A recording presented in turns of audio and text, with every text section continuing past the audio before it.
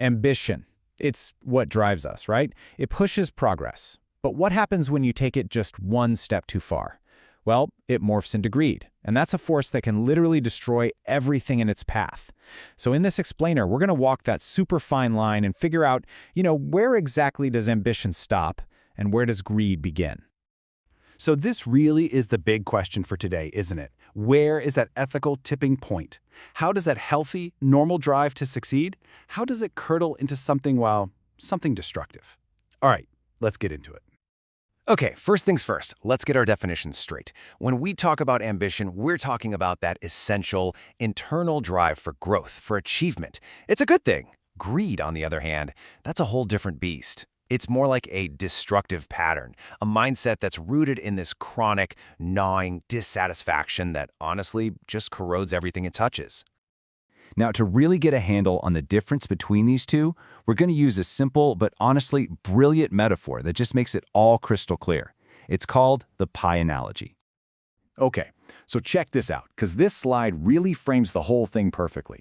Healthy ambition, that comes from what we call an abundance mindset. You basically believe there's enough to go around because your whole goal is to create more value, to literally bake a bigger pie for everyone. But greed is pure scarcity. It couldn't care less about creating anything new. All it wants is a bigger slice of the pie that's already sitting on the table, even if that means somebody else gets absolutely nothing.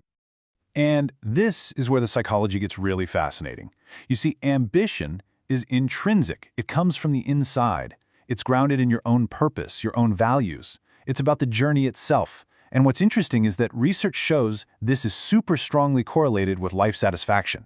Greed, though, it's purely extrinsic. It's all about what's on the outside, external validation, chasing numbers, and constantly comparing yourself to other people. And that right there, that's where the ethical erosion really begins. And this really gets to the core of the problem. Greed is a bottomless pit. It's this insatiable desire that just has no logical endpoint. I mean, this quote puts it perfectly. For a mind that's trapped in that cycle of greed, the very concept of enough, it just doesn't compute. It's not even in the dictionary. So let's shift gears a little and look at the science behind this, because what's really wild is that your own brain chemistry can actually start working against you, actively pushing you right over that line from healthy ambition into dangerous greed. So how does this happen? Well, it works almost exactly like an addiction. First, you get the win. You achieve something, you acquire more wealth or status, and bam, you get a hit of that feel-good chemical, dopamine. But here's the catch. Your brain builds up a tolerance, and it does it really, really fast. So then, pretty soon, you need a bigger and bigger win just to feel that same level of satisfaction. And that's the chase. The pursuit becomes compulsive, and any genuine sense of meaning gets totally replaced by just metrics. And at a lot of the time, this chase isn't even about achievement anymore. It actually becomes a kind of defense mechanism, like a psychological shield. It's so often driven by this deep underlying fear of not being enough, of insufficiency. And you're just desperately trying to build this wall of money or status around yourself to protect you from feeling vulnerable. So what happens when this neurological feedback loop goes completely unchecked? Not just in one person, but across an entire organization. Well, the cost can be absolutely catastrophic. Let's look at the classic case study, right? Enron. For years, they were celebrated as America's most innovative company. But that reputation, that public image of ambition and complexity, that was the perfect cover. It provided the structure and, you could say, the justification for the massive fraud that was happening right under the surface. And the result? Absolute chaos. This number just says it all. Over 40 times billion dollars in shareholder value, just gone. It's such a stark reminder of the immense financial and, frankly, social destruction that unchecked greed can cause. But the damage goes so far beyond just the money. The ultimate cost here is the complete erosion of trust across the entire system. When greed runs rampant like this, it doesn't just hurt one company, it destabilizes the whole economic landscape for every single one of us.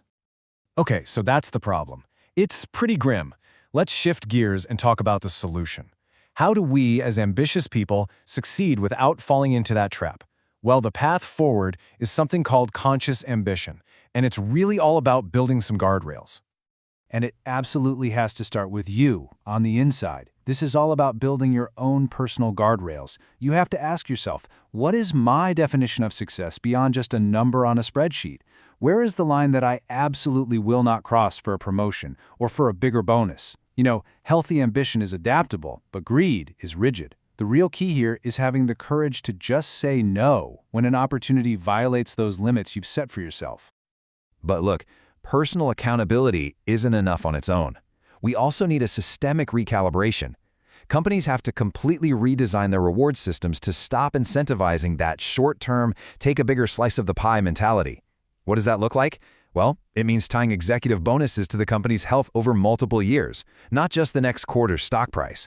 Or maybe shifting sales commissions to reward long-term customer satisfaction, not just closing the deal today. And this slide just brings it all home so perfectly. We're back to our core metaphor. The whole goal is to change the system itself, to structurally encourage everyone to focus on baking a bigger pie for everybody. All right, so let's bring all of this together. I want to turn the final question over to you, because at the end of the day, this is all about defining what success really, truly means to you. When you boil it all down, the equation is really this simple. Ambition? That's the engine of progress. It pushes us forward, it helps us innovate and create amazing things. Greed? That's the engine of chaos. It just consumes and it destroys. And so that leaves us with this final and I think most crucial thought. If we've established that greed is rooted in the inability to recognize what enough even is, then the question is, how can you, in your own life and in your own organization, proactively define and maybe even celebrate that moment of sufficiency? How can you do that before the compulsive chase even has a chance to begin?